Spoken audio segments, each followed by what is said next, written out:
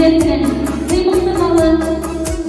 Ayıp gün yüzüңü sululuk tartılıp mөлдүрүгүн.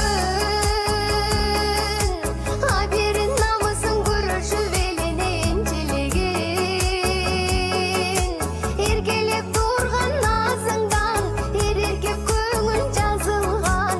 Элиңдин өзүң сулулук берген бөлүүсүң. Жаркысың сенин баскан жолуң, жарыкка карай шашкан жолуң. Жараткан сенин жүзүңө жарык нур жатсың. Кыргыздын кызы кымбатсың, кылгандар ишке кылдатсың. Кызысың элдин кылымды келген карысың.